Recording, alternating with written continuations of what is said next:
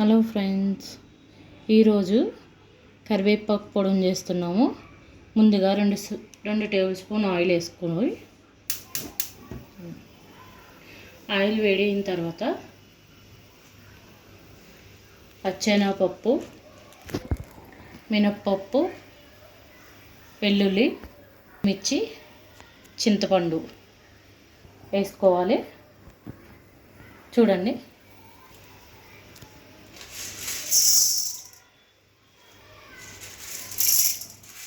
కరివేపాకు పొడిని తయారీ విధానం.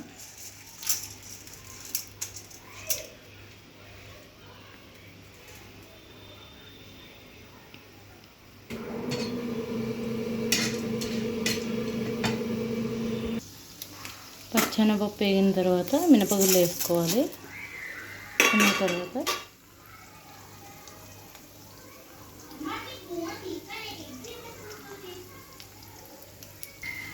మినపప్పు వేగిన తర్వాత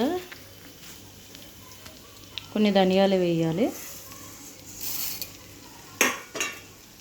అదే మనం ఉప్మాలో కానీ కూరల్లో కానీ వేస్తే పక్కకు తీసేస్తారు పిల్లలు.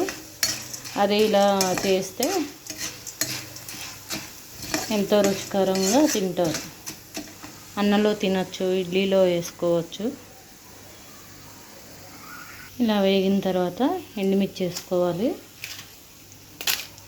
చింతపండు మన ఆప్షనల్, కావాలితే వేసుకోవచ్చు, లేకపోతే లేదు.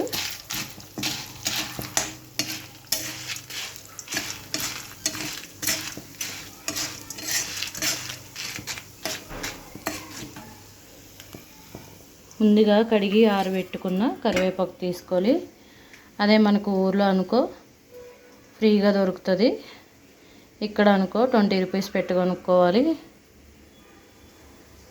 హైదరాబాద్లో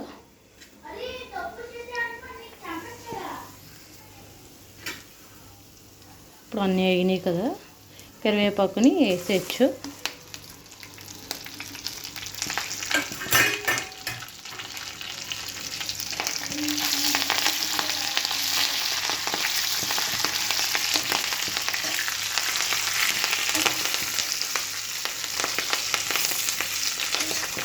మనకి కరివేపాకుని ఎలా వేగిందో తెలియాలంటే ఇలా ఒక రబ్బ తీసుకుని ఇలా అనాలి. ఇది ఒక రబ్బ తీసుకొని ఇలా ఇరగాలి. ఇరగకపోతే పచ్చిగా ఉన్నట్టు, ఇంకా వేగనివ్వాలి. వేగిన తర్వాత మిక్సీ పట్టుకోవాలి దీన్ని. చూడండి, కరివేపాకు ఇలా వేగింది, అది చూసుకోవాలి. ఇలాగా గుర్తుంది కదా. అప్పుడు దీన్ని చల్లారిన తర్వాత మిక్సీ పట్టుకోవాలి. చూడండి, ఇలా చల్లారిన తర్వాత మిక్సీ పట్టుకోవాలి. చూడండి,